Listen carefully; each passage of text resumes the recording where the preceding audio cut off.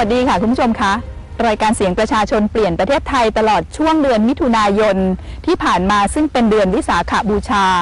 เราได้ทบทวนพุทธศาสนาในสังคมไทย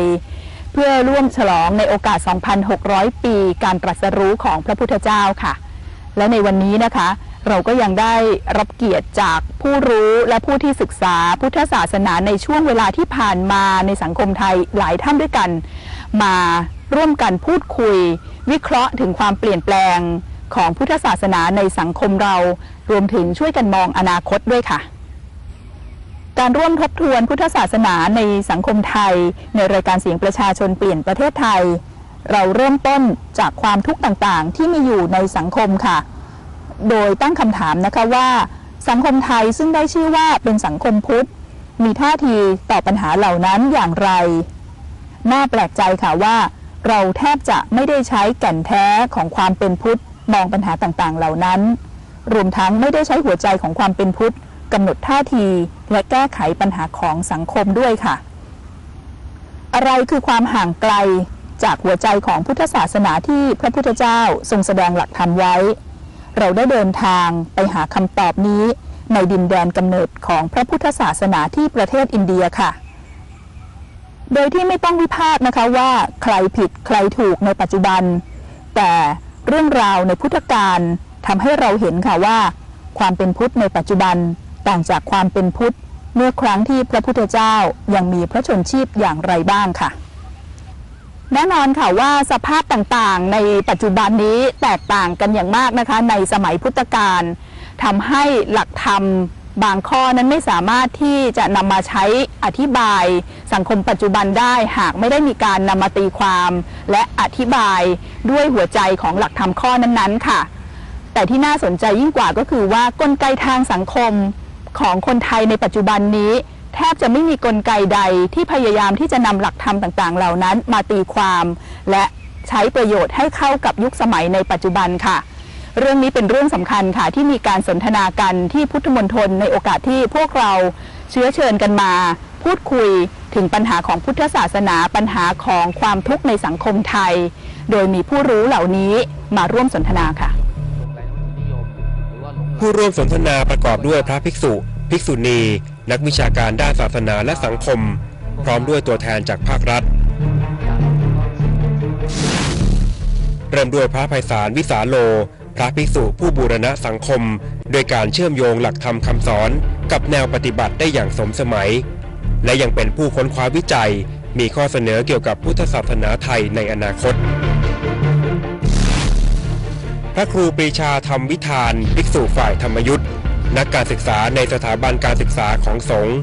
ปัจจุบันดำรงตำแหน่งรองอธิการบดีฝ่ายบริหารจากมหาวิทยาลัยมหามกุฏราชวิทยาลัยพระมหาโชทัศนีโยภิกษุฝ่ายมหานิกาย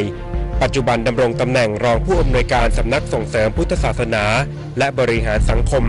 มหาวิทยาลัยจุฬาลงกรณราชวิทยาลัย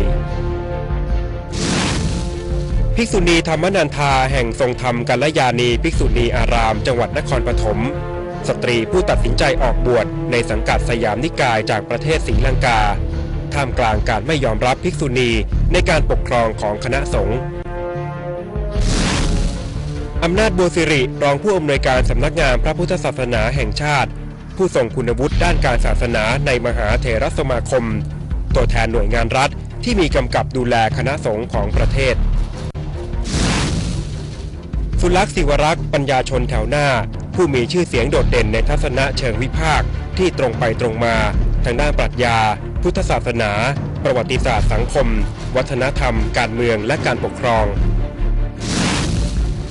ศาสตราจารย์นิธิเอียวศรีวงศ์นักวิชาการด้านประวัติศาสตร์ผู้วิเคราะห์สังคมไทยร่วมสมัยมาอย่างต่อเนื่องมีข้อเสนอสำคัญในการปฏิรูปโครงสร้างอำนาจในสังคมไทยรวมถึงอำนาจการปกครองในคณะสงฆ์เพื่อการปฏิรูปพุทธศาสนาของประเทศประมวลเพ็งจันทร์นักเดินทางที่ละทิ้งหัวโขนของนักวิชาการด้านปรัชญาและศาสนาเพื่อแสวงหาแก่นแท้ของพุทธศาสนาที่ตำราสอนไม่ได้อาจารย์ประมวลพบความหมายที่แท้ของความเป็นมนุษย์จากการเดินทางที่ประสานระหว่างการเดินทางทางกายภาพและการเดินทางทางจิตวิญญาณ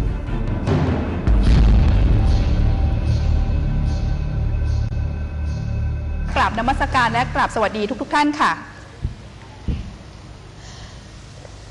ขอเริ่มต้นที่พระอาจารย์ไพศาลแล้วกันนะคะอยากจะขอให้พระอาจารย์ไพศาลช่วยสรุปให้ฟังหน่อยค่ะว่าทุกข์ของสังคมในเวลานี้เนี่ยคืออะไรแล้วมันเกี่ยวข้องกับทุกข์ของพุทธศาสนา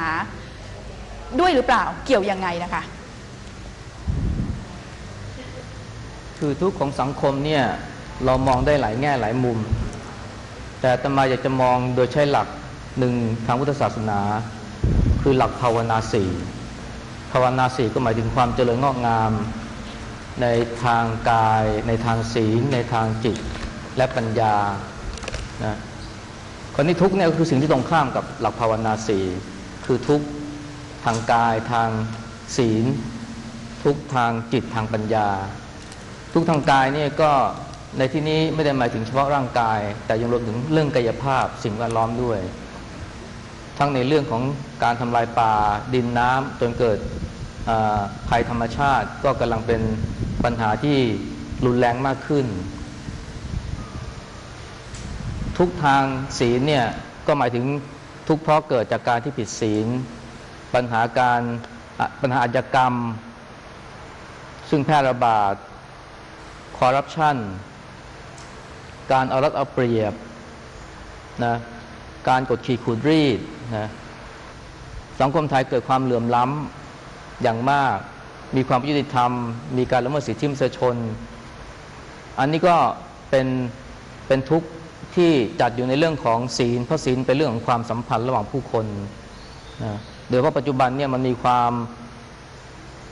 ข่มเหงคำเนียงร้ายความรู้สึกแตกแยกระหว่างผู้คนในสังคมเพราะเหตุจากความแตกต่างทางอุดมการณ์ทางการเมืองทางความคิดทางสีผิวหรือว่าทางศาสนาก็แล้วแต่อันนี้ก็เป็นเรื่องที่เห็นชัดมากขึ้นเรื่อยๆจนพูดกันว่าเมืองไทยกำลังจะแตกสามัคคีกันนะอันนี้เป็นทุกระดับสีหรือทุกทางสังคมทุกทางใจก็ได้แก่ความเครียดที่รุนแรงมากขึ้นจนกระทั่งคนเป็นโรคจิตโรคประสาทนะอาจจะเป็นเพราะว่าความหลงติดในวัตถุนิยมหรือเพราะความเครียดความกดดันที่รุนแรงมากขึ้นการเสพติดยานานาประเภทการติดเหล้านะอันนี้ก็เป็นผลมาจากความทุกข์ทางจิตซึ่งนำไปสู่การเสพติดทุกทางปัญญาหมายถึงการที่ความหลงความงมงายอันนี้จะโยงไปถึงหลงไหลในวัตถุนิยมหรือว่าหลงไหลในอุดมการณ์ทางการเมืองก็ได้ตลอดจนความงมงายเพราะสื่อมวลชนหรือเพราะการศึกษาตกต่ำมากเวลานี้คนใช้อารมณ์มากกว่าเหตุผลในการตัดสินใจถ้าพูดอย่างพูดคือว่าโยนิโสมนสิการหายไปมีแต่อโยนิโสมนสิการมาแทนที่หรือเกิดมิจฉาทิฏฐิอันนี้ก็เป็นทุกข์ในระดับของปัญญาก็คือความเสื่อมถอยนะอันนี้เนี่ยถามว่ามันสัมพันธ์กับพุทธศาสนาไหมก็สัมพันธ์ไม่ทางใดก็ทางหนึ่งท่านอื่นๆล่ะคะมองเรื่องของทุกข์ของสังคมเนี่ยเพิ่มเติมจากท่านพระอาจารย์ไพศาลได้กล่าวไว้เนี่ยในแง่มุมไหนบ้างคะรูปธรรมนะคะ เวลาที่ไปบิณฑบาตเนี่ยเราก็จะให้พรญาติโยมโดยพยายามเตือนเขาว่าพรที่จริงเนี่ยไม่ได้มาจากพระนะพรนั้นพรแปลว่าประเสริฐพรนั้นเกิดจากการที่เขามีกุศลที่ใจลุกขึ้นมาหุงข้าวใส่บาตรพระตั้งแต่เช้านั่นแหละคือพรเสร็จแล้วก็เวลาที่เราสวดอายุวโนสุขังพลังเลยนะคะชาวบ้านจะมากระตุกจีวรบอกหลวงแม่ให้รวยด้วยอันนี้นะคะเป็นภาพที่มันเห็นชัดเลยว่าสุขเนี่ยเวลาที่ความสุขเนี่ยมันครอบคลุมทั้งหมดแล้วนะคะแต่เนื่องจากเราถูกพัดพาไปให้ความสำคัญกับวัตถุเงินต้องรวยถึงขนาดกระตุกจีวรนะบอกหลวงแม่ให้รวยด้วยนะคะแล้วผิดตรงไหนคะถ้าจะรวยแล้วเขาจะบอกว่าเขามีความสุขจึงขอให้รวยด้วยเนี่ยค่ะไม่ผิดตรงไหนอะค่ะแต่ผิดตรงที่ว่าแม้กระทั่งการเข้าใจความสุขมันก็เพี้ยนไปว่าความสุขนั้นต้องเป็นเงินค่ะวันนี้เนี่ยเรามีพุทธบริษัท4ครบในการสนทนานะมีภิกษุมีภิกษุณีมีอุบาสกมีอุบาสิกาอยู่กันครบนะคะเป็นสิ่งที่พระพุทธเจ้าได้เคยฝากไว้ว่าพุทธบริษัท4นี่แหละที่จะทำหน้าที่ต่อไปหลังจากพระพุทธองค์ปรินิพพานวันนี้มาสนทนาการขอถามมุมมองของอาจารย์นิธิกับอาจารย์สุลักษณ์ อาจารย์มองทุกข์นี้ยังไงคะผมขอใช้คำศัพท์ของท่านอาจารย์ไพศาลนะครับคือผมคิดว่าปัญหาเรื่องทุกข์ที่เกิดจากกายเนี่ยที่ท่านเรียกว่าจากกายผมว่าเป็นสิ่งที่มีความสำคัญมากๆนะถ้าเราถามถึงทุกข์ของสังคมไม่ว่าจะเป็นสังคมไทยหรือสังคมโลกผมคิดว่ามันมีอยู่3ประเด็นเท่าที่ผมนึกออกนะที่ผมคิดว่ามีความเป็นเหตุของทุกข์อย่างยิ่งเลยทางกายนะครับอันแรกสุดเลยทีเดียวคือความเหลื่อมล้ำซึ่งไม่ใช่มีเฉพาะในสังคมไทยนะทั้งโลกเวลานี้มันมีความเหลื่อมล้ำอย่างน่ากลัวมากขึ้นตลอดเวลาในอเมริกาเองเนี่ยเงินรายได้ของคนเนี่ยกระจุกเข้าไปหาจำนวนคนที่น้อยลงในขณะที่คนส่วนใหญ่ต้องทำงานสองจ็อบสองประเภท2 อย่าง2 งานในเวลาเดียวกันคนตกงานอีกจำนวนมากในประเทศจีนที่เรากำลังรู้สึกตื่นเต้นในการเติบโตทางเศรษฐกิจเนี่ยมันมีคนประมาณ1/3เท่านั้นที่ได้รับผลพวงจากความมั่งคั่งร่ำรวยขึ้นมีความยากจนในชนบทจีนอย่างน่าตกใจที่ตัวประธานาธิบดีจีนเองก็เริ่มรู้สึกแล้วว่ามันเป็นอันตรายนะทุกอันที่2ในทางกายนะถ้าใช้ภาษาท่านอาจารย์ไพศาลเนี่ยผมคิดว่าคือทุกข์ของเรื่องสิ่งแวดล้อมในความใฝ่ฝันที่มนุษย์อยากจะมีมาตรฐานการครองชีพอย่างที่เป็นอยู่ทุกวันนี้ไม่ว่าในเมืองไทยเมืองจีนเมืองอะไรก็แล้วแต่สรุปง่ายๆคือเราไม่มีทรัพยากรเพียงพอจะให้คนมาใช้ชีวิตแบบอย่างที่เราใฝ่ฝันอยากจะมีได้แต่เราก็ไม่ได้มีกลไกไม่มีวิธีจะไปยับยั้งความใฝ่ฝันของคนได้ถูกไหมค่ะเมื่อเป็นเช่นนั้นทุกคนก็ฝันหมดที่จะมีชีวิตพูดง่ายๆอย่างที่คนอเมริกันมีซึ่งโลกนี้สามารถที่จะมีอเมริกันได้เพียงชาติเดียวนะครับถ้าคุณมีอเมริกัน2 ชาติเมื่อไหร่โลกก็แตกนะครับแต่ทุกคนใฝ่ฝันจะมีชีวิตแบบอเมริกันหมดเพราะปัญหาเรื่องสิ่งแวดล้อมเป็นปัญหาใหญ่มากๆนะที่กระทบต่อทุกคนหมดรวมทั้งคนอเมริกันด้วยนะครับแล้วผมคิดว่านี่เป็นทุกข์อย่างยิ่งเลยนะฮะของคนผมเห็นคนปากมูลที่ถูกแย่งทรัพยากรไปก็ทรัพยากรมีน้อยมันก็แย่งกันนะฮะทุกอันที่3ก็คือว่าจากความเหลื่อมล้ำก็ตามจากการแย่งทรัพยากรก็ตามเนี่ยมันนำมาสู่สงครามเราอาจจะไม่ได้เห็นสงครามแบบสงครามโลกนะฮะแต่คุณจะเห็นสงครามระดับท้องถิ่นที่ทุกคนทุกฝ่ายเนี่ยเข้าไปหาผลประโยชน์กับสงครามอันเนี้ยนับตั้งแต่เริ่มขายอาวุธนะฮะทุกฝ่ายเข้าไปหมดนะลักษณะนี้มันทำให้การต่อสู้ในเชิงสงครามนะฮะจะเกิดขึ้นเนี่ยอยู่ตลอดไปเอางั้นก็แล้วกันนะฮะเวลาเราพูดถึงสงครามเรากำลังนึกถึงการต่อสู้ระหว่างคนต่างชาติกันนะฮะแต่ปัจจุบันเราก็รู้อยู่แล้วว่าไอ้ชาติเนี่ยมันมีบทบาทในชีวิตคนเนี่ยน้อยลงเพราะงั้นในภายหน้าก็จะเห็นการต่อสู้ของคนที่ปัจจุบันเราเรียกว่าชาติเดียวกันในเมืองไทยก็เพิ่งเกิดขึ้นไม่นานมานี้เองไม่แปลกอะไรเลยแล้วผมคิดว่ามันไม่ได้มาจากคือคุณอธิบายว่ามันมาจากโลภโกรธหลงว่าใช่มันถูกทั้งนั้นแหละพูดแบบนี้แต่ถามว่าเราจะแก้ยังไงนะฮะทั้งหมดเหล่านี้ผมคิดว่าเหตุแห่งทุกข์ทางกายเนี่ยผมว่ามันจะอธิบายเหตุแห่งทุกข์ทางจิตทางศีลธรรมทางอื่นๆที่ท่านอาจารย์ไพศาลพูดถึงคนมันไม่ได้ติดยาเพียงเพราะมันมียาให้ติดผมคิดว่ามีปัจจัยซับซ้อนมากในชีวิตของคนคนหนึ่งที่ทำให้เขาไปติดยาเข้าใจไหมและความซับซ้อนเหล่านั้นเนี่ยมันมาจากทุกข์ทางกายใหญ่ๆอย่างน้อย3 ข้อที่ผมพูดถึงสรุปโดยรวมๆแล้วใน3 ศาสนามีบทบาทหน้าที่ยังไงนะฮะคำตอบคือศาสนาทุกศาสนาในโลกนี้คือคำอธิบายประสบการณ์ของมนุษย์ในฐานะมนุษยชาติหรือมนุษย์ในฐานะบุคคลแต่ละคนก็ตามแต่ถามว่าพุทธศาสนาในประเทศไทยหรือคริสตศาสนาในประเทศฝรั่งอิสลามในที่ไหนก็แล้วแต่มีบทบาทในฐานะเป็นผู้อธิบายเข้าใจไหมฮะเป็นผู้อธิบายประสบการณ์มนุษย์มากหรือน้อยแค่ไหนคำตอบจริงๆคือผมคิดว่าน้อยมากไม่ใช่ศาสนาพุทธในเมืองไทยเสื่อมนะผมว่าขึ้นชื่อว่าศาสนาเสื่อมทั้งโลกเพราะมันมีคนอื่นๆมาแย่งพื้นที่ในการอธิบายเข้าใจไหมวิทยาศาสตร์อย่างเดียวอธิบายเข้าไปตั้งไม่รู้เท่าไหร่แล้วที่ครั้งหนึ่งพุทธศาสนาเคยเป็นผู้อธิบายถูกไหมฮะปัญหาจริงๆในการที่คุณจะรื้อฟื้นศาสนาพุทธขึ้นมาเนี่ยต้องเข้าใจด้วยว่าคุณจะต้องมองหาช่องทางที่เหลืออยู่ก็จะพื้นที่ซึ่งเหลืออยู่ที่วิทยาศาสตร์ก็ตามสังคมศาสตร์ก็ตามอะไรก็ตามอธิบายได้ไม่เต็มอิ่มพอแล้วคุณจะอธิบายมันได้ดีกว่า นี่คือช่องว่างที่พุทธศาสนาจะเข้าไปสร้างหลักสูตรเคมีแบบพุทธเข้าใจไหมไม่ใช่หลักสูตรพุทธประวัติแบบพุทธไม่เอาอย่างนั้นใครๆก็สร้างได้แต่ว่าเคมีฟิสิกส์อะไรก็แล้วแต่เป็นฟิสิกส์แบบพุทธเคมีแบบพุทธชีววิทยาแบบพุทธตรงนี้นะฮะที่ผมคิดว่า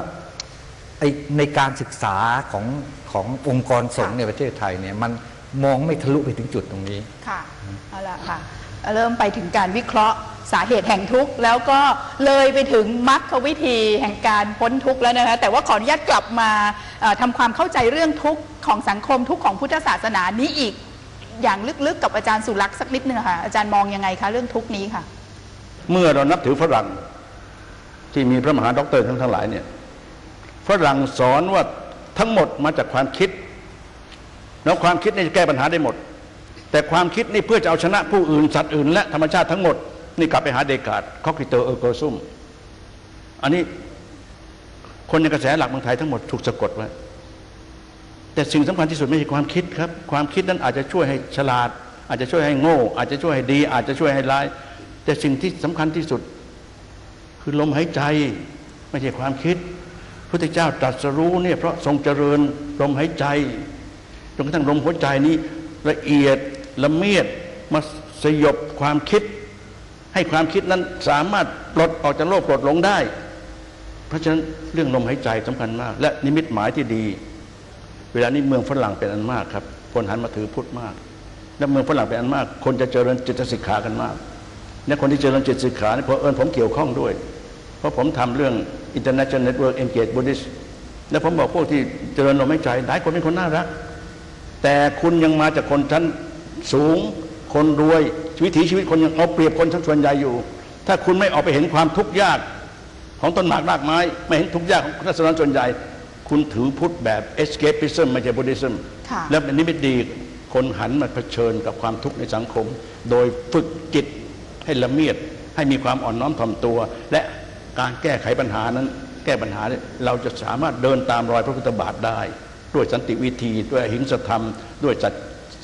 สัตยานุเคราะห์อันนี้เป็นความหวังนะครับและเผอิญไหนๆเราจะเดินตามฝรั่งกันเยอะแยะหัดมาดูกันสิครับตอนนี้ฝรั่งหันมาถือพุทธมากมายเลยพุทธไม่ใช่พุทธที่รูปแบบพุทธที่เนื้อหาสาระที่ต้องการจะทำลายโครงสร้างอนิจจังของสังคมให้บรรลัยนาการไปด้วยสันติวิธีและด้วยสัจจะ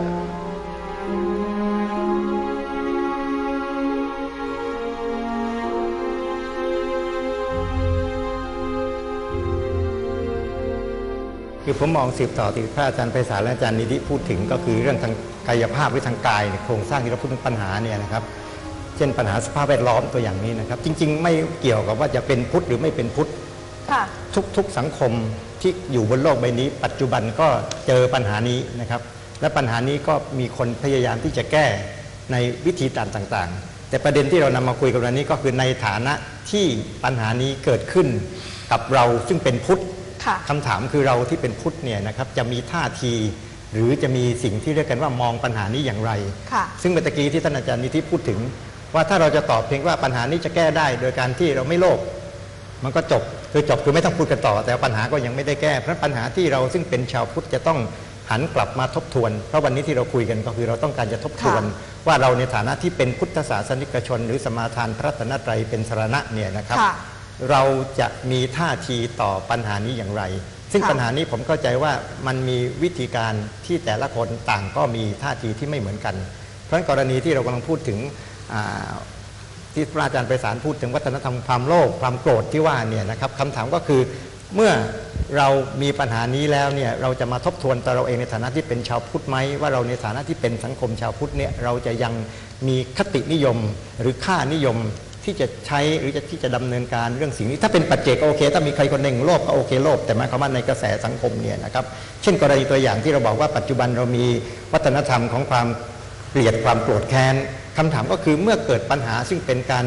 ขัดแย้งกันและใช้ความรุนแรงเนี่ยในความหมายก็คือในสังคมเราเนี่ยจะมองปัญหานี้อย่างไรผมเข้าใจว่าในกรณีที่เรายกนี้ไม่ใช่พูดถึงตำหนินะครับไม่ได้พูดถึงตำหนิแต่พูดให้เห็นปรากฏการณ์ว่าเรามีท่าทีต่อการทะเลาะกันของสมาชิกสภาผู้แทนราษฎรหรือสมาชิกรัฐสภาอย่างไรสมมติตัวอย่างนี้นะครับถ้าเราคิดว่าสิ่งเหล่านี้มันเป็นสิ่งที่ไม่ควร ด้วยเหตุอะไรก็ว่ากันไปนะครับผมเข้าใจว่าตัวท่าทีและคตินิยมในสังคมที่มันไม่ใช่เรื่องของปัจเจกบุคคลเนี่ยนะครับจะเป็นสิ่งที่เราจะต้องทบทวนแต่ปัญหาตอนนี้ก็คือผมเข้าใจว่าเราที่บอกว่าเป็นพุทธเนี่ยนะครับแต่จริงๆเราปัจจุบันอาจจะไม่ได้มีท่าทีแบบพุทธแล้วก็ได้อาจารย์คะจริงๆแล้วเป็นเพราะว่าสภาพปัญหาต่างๆที่เกิดขึ้นในบริบทสังคมปัจจุบันเนี่ยเราไม่สามารถใช้หลักคิดทางพุทธศาสนามาอธิบายที่เชื่อมโยงกับสภาพปัจจุบันได้คำสอนตามหลักธรรมของพระพุทธองค์ไม่สามารถที่จะมาอธิบายต่อสภาพปัญหาที่มีอะไรเปลี่ยนแปลงไปแล้วเป็นโลกาภิวัตน์อย่างที่เมื่อสักครู่นี้ก็มีอาจารย์หลายท่านที่พูดถึงประเด็นนี้นอกจากนั้นยังไม่สามารถใช้ความเป็นพุทธมากำหนดท่าทีของสังคมต่อการมองเรื่องนั้นๆด้วยหรือเปล่าคะผมให้ชัดเจนซะก่อนนะความเป็นพุทธแปลว่าอะไรความเป็นพุทธในความหมายของอาจารย์นี้คือการที่ไม่ใช่เพียงแค่เห็นจากรูปลักษณ์ภายนอกหรือว่าถูกเขียนไว้ในบัตรประชาชนว่านับถือศาสนาพุทธแต่ต้องสมาทานหลักปฏิบัติภายนอกเนี่ยมันให้ทั้งคุณและโทษค่ะพระเหลืองเนี่ยจะคลุมไว้ซึ่งลัทธิพระผู้มีความอายมีฮิริโอตปะสมควรในการกราบไหว้แต่พระเหลืองเวลานี้คลุมอลัทธิไว้มากเลยร่ำรวยมีกิ๊กมีแฟน108 ประการแต่คนก็ยังกราบไหว้พระเหลืองนี่อันตรายอย่างที่อาจารย์พุทธทาสเคยบอกแม้พุทธรูปเนี่ยเป็นภูเขากั้นพุทธธรรมแล้วเมืองไทยนี่มีพุทธรูปมากที่สุดแต่สิ่งที่เมืองไทยไม่มีการสร้างพุทธบุตรไม่มีการสร้างการสืบทอดพระศาสนาสำหรับคนรุ่นใหม่สถาบันหลักไม่ได้ทำเลยเพราะว่าการศึกษานั้นสอนให้คนยากคนจนมาบวชแล้วก็สอนให้คนยากคนจนนั้นไต่เต้าอยากเป็นชนชั้นกลางอยากเป็นชนชั้นสูงชนชั้นล่างเหล่านั้นลืมกระพืชเดิมหมด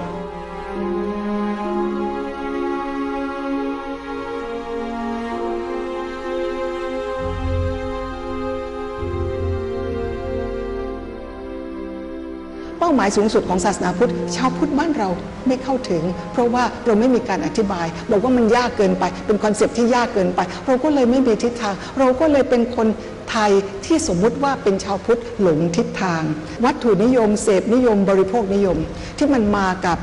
โมเดิร์นิตี้สิ่งที่เราเรียกว่าสมัยใหม่เนี่ยนะคะมันรุนแรงมากเพราะว่าเราเสพสื่อนะคะเรารับทางสื่อมามากไม่ว่าจะเป็นหนังสือพิมพ์ไม่ว่าจะเป็นทุกๆอย่างที่เข้ามาทางตาหูจมูกลิ้นกายแล้วเราไม่มีมาตรฐานในการคัดกรองเราจึงถูกพัดพาไปมากความรู้ให้เห็นแจ้งทุกข์ให้ได้อันเป็นสภาพปัญหาซึ่งปัญหาก็มาจากความรู้ไม่แจ้งนั่นแหละเกิดจากภาวะที่ไม่แจ้งชัดฉะนั้นการที่ความรู้ไม่แจ้งชัดนำไปสู่ทิฏฐิที่ไม่ตรงไม่ซื่อไม่อาจหาทางออกได้สมุฏฐานที่เป็นต้นตอแห่งทุกข์หรือต้นตอแห่งเหตุปัจจัยก็มาจากถ้ามององค์รวมถึงว่าท่านเปรยถึงว่ามรรคมีองค์8ใต้ศาลาอย่างนี้พวกเราจงได้เห็นปัญญาเป็นทางเดินทางออกก็จะเป็นศูนย์แนวทางหาสมุฏฐานที่พบต้นตอและไปสู่การปฏิบัติที่ให้ขจัดทุกข์ได้สิ้นเชิงกันต่อไปนั้นทิฏฐิจะไม่วิบัติทิฏฐิเป็นทิฏฐิสามัญญตาคือความเห็นที่ตรงที่ถูกถ้วนกันการปฏิบัติก็ตรงกันในแนวพุทธจยันตีเป็นปฏิบัติบูชานั้นสาระอัตถะทั้งหลายก็รวมเป็นน้ำหนึ่งใจเดียวกันที่จะไปสู่การเดินตรงและก็มุ่งสู่การปฏิบัติที่เป็นคำรบแห่งชัยชนะตามรอยพุทธองค์ที่แท้จริงกันอนุโมทนาสั้นๆกราบนมัสการค่ะท่านอาจารย์อำนาจจะพูดอะไรก่อนไหมคะเรื่องทุกข์เนี่ยที่เป็นคำถามที่ถามมาทีแรกเนี่ยพระพุทธศาสนาตอบได้หมดละจะเป็นทุกข์ประเภทไหนทุกน้อยทุกใหญ่ทุกเล็กทุกในตัวทุกคนอื่นนะครับตอบได้หมดขึ้นอยู่กับว่าเรารู้วิธีการที่จะค้นหาทุกข์หรือแก้ไหมพุทธยันตี 2,600 ปีเนี่ยพระพุทธองค์ทรงค้นพบตรงนี้แล้วก็สอนแล้วอะไรที่เป็นทุกข์หาสาเหตุให้ได้เมื่อรู้สาเหตุมันก็เห็นแนวทางแก้แล้วก็ลงมือแก้ทางที่ดีที่สุดอาจารย์สอนเนี่ยผมติดตามงานไปเนี่ยท่านบ่นเรื่องสถาบันพระสงฆ์มา20 กว่าปีตั้งแต่ผมติดตามงานท่านมาขณะนี้ท่านก็ยังบ่นเรามาเริ่มดูที่ว่าเราจะทำยังไงกับเด็กรุ่นใหม่ค่ะ ที่จะทำให้เข้าใจพระพุทธศาสนา ค่ะ และเรียนพระพุทธศาสนาได้อย่างถูกต้องนะฮะ ค่ะ ผมก็เลยมาจับที่บทสวดมนต์เราสวดมนต์กันมาเนี่ยนะครับโดยที่ไม่รู้ความหมายเลยหลังนั้นเรามาเริ่มตรงที่บทสวดมนต์ได้มาก เพราะว่าทุกศาสนาไม่ปฏิเสธการสวดมนต์แล้วไม่ใช่ของโบราณค่ำเคลื่อดังนั้นเดี๋ยวภาคต่อไปที่จะให้ผมพูดเนี่ย ค่ะ ผมก็จะเริ่มโครงการให้เด็กประกวดสวดมนต์ทั่วประเทศ แต่เดือนหน้าจะเริ่มทำในกทมก่อน50เขต ค่ะ ให้สวดนะไม่ใช่สวดแบบนกแก้วนกขุนทองนะจะต้องเข้าใจความหมายเข้าใจที่ไปที่มา และบทสวดมนต์นั้นพระพุทธองค์เนี่ยใช้บทสวดมนต์เป็นการสอนหลักธรรมมาตั้งแต่ดึกดำบรรพ์เราก็จะมาเริ่มกันตรงนี้แหละ ขอโทษนะครับ ครับ ผมต้องขอขัดคอนะครับนี่อันตรายมากเลยนะมอมเมาให้เด็กสวดมนต์เนี่ยผมด้วยความเคารพ อย่างขอให้ท่านอาจารย์สอนนี่วิพากษ์วิจารณ์เกี่ยวกับวงการคณะสงฆ์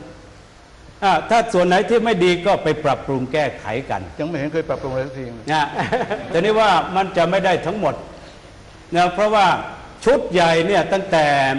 จากต่างจังหวัดมาจนถึงกรุงเทพนะแม้แต่ว่าความเจริญทางด้านวัตถุมันไปไกลแล้วเขาไปถึงโลกพระจันทร์แล้วนะหรือแม้เว็บไซต์นี่เขาก็ท่องไปทั่วแล้วนะของพระสงฆ์เองก็ต้องยกระดับเทคนิควิธีการที่จะเผยแผ่ไปช่วยสังคมให้มากขึ้นนะเพื่อจะเป็นการฉลองพุทธชยันตี 2,600 ปีให้ได้ ค่ะ นะถ้าเราเอาเฉพาะประเด็นปัญหาเสร็จแล้ว อันนี้ผมก็ไม่เห็นด้วยนะ นะ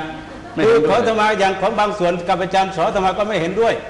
แต่ ก็ไม่ได้หมายความว่าอาจารย์สอพูดแล้วมันจะถูกทุกเรื่อง ไม่ใช่ว่าถูก นั่นน่ะก็ แต่ว่า เป็นเหมือนกัน เมื่อไม่เห็นด้วยก็ต้องค้าน นะก็ถูกต้องอาจารย์ไม่เห็นด้วยก็ต้องค้านอาตมาไม่เห็นด้วยกับอาจารย์ก็ต้องค้าน ถูกต้องคือที่ผมบอกว่าไม่เห็นด้วยนั้นน่ะการเผยแผ่พระศาสนานั้น ไปพึ่งเทคโนโลยีล่าสุดนั้นผมว่าเป็นประเด็นปลายแถว ประเด็นหลักคือพระต้องเป็นสมณะทรงพรหมจรรย์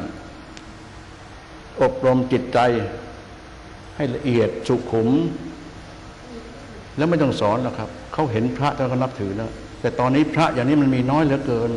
สามารถทำผิดอันนี้มาให้ได้นั่นพิเศษที่สุด